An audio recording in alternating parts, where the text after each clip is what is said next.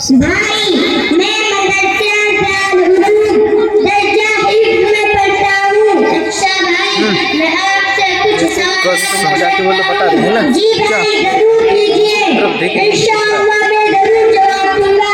माशाअल्लाह भाई अब ये बताएं कि जमीन और आसमान को किसने और कितने दिनों में बनाया? भाई अल्लाह ताला ने जमीन और आसमान को कुल 6 दिन में बनाया।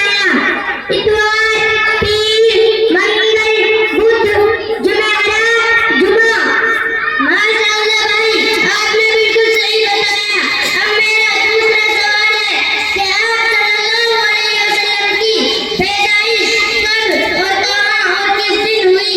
भाई आप सल्लल्लाहु अलैहि वसल्लम 12 रबीउल अव्वल को पीर के दिन मक्का मुअत्तबा में पैदा हुए। माशाअल्लाह भाई अब मेरा तीसरा सवाल है कि आप सल्लल्लाहु अलैहि वसल्लम ने जिब्राइल अलैहिस्सलाम को अपनी असली शक्ल में कितनी बार देखा था?